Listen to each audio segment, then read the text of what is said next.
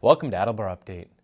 Election Day is rapidly approaching and the contested races for local offices are heating up.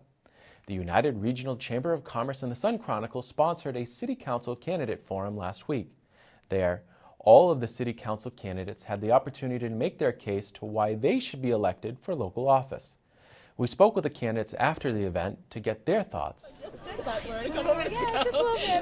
was really impressed with how respectful all the candidates were of each other and of the process. So I was really impressed with the quality of the questions asked by the reporters, the answers, the way people kept to time. It sounds like everybody's on the same page wanting to get home for the Red Sox game.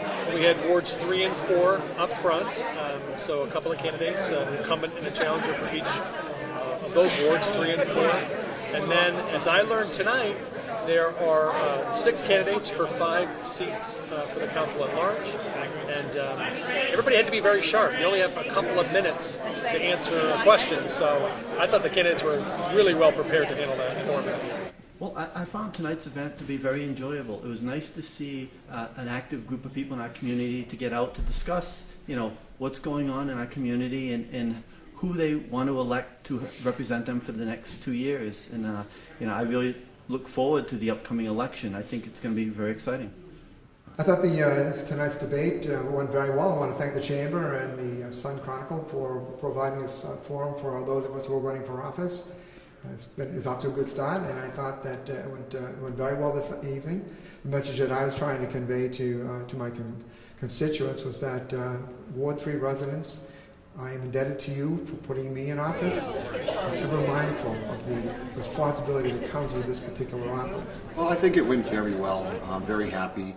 I just stressed with things that I've done in the ward, my successes in the ward, and things that we need to look forward to and watch out for down the road. So I'm trying to give back to Attleboro as much as it's given to me and to make it as best a city as we can. Because really, we've been here since 2000. My children have grown up here, and we love it and would love to see it revitalized. I would have liked to have made my opening statement, but that being said, I thought that the format was great. I've been working really hard and reading lots of reports and asking lots of questions so that I could come and sit in the U for the very first time and be educated and know exactly what I was talking about. That's my responsibility as hopefully a future city councilor, is to do the homework and to know what I'm talking about. I think it was a great forum. It was a great exchange of ideas. Whenever you have 6 qualified candidates, as we have, it's great to be able to get everyone out and be able to exchange the ideas and hear everyone's take on the same question. I thought there was a free flow of information on our debate. I thought we were able, the questions were focused on good Attleboro issues that the councilors could, or councilor candidates could answer, had relevance to the needs of the city.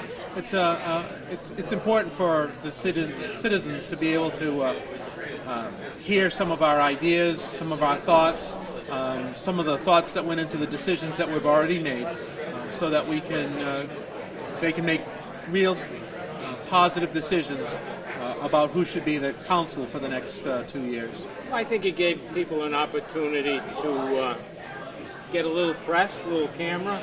At this time of the year, it's important, especially for newcomers. The questions were a little hard to answer because there's not answers to all the questions that were asked. Opinions were good. I thought there was a good dialogue between the candidates, and that's necessary in a public election. The format was equitable. I thought it was fair. As you can tell, I'm not a politician, and if I never become one, that's too bad. But the issue is, it's hard for me to expand on things when I think brevity is important, and maybe that's going to hurt me. But I don't believe in talking around the tree. It's a tree. It's a tree. If it's not, it's not. I'd like to call it what it is. I think that the attention is taken off of the role that city councils actually play in government. And city councils are very proud of all the developments that are taking place in the city. I understand that. As chairman of the Capital Improvements and City Development Committee this year, I'm right in front of all of it. I spent all summer in meetings at the Municipal Building Commission meetings, School Building Commission meeting, the ARA meetings. It just never ends. But tonight's forum should have had more focus on the actual role that the city councils do in their day-to-day job responsibility as part-time citizen legislators, and what role they would play in those programs. The ITC is $5.9 million of federal funding. We have very little say over what actually takes place there. The city council role is basically to set ordinances, set rules, set the tax rate. It's a more mundane job. So I think in future forums, if I could be an influence, it would be about the job responsibilities of city councils. We need to think bigger than just Attleboro. Think large, look to other communities, see what they have done.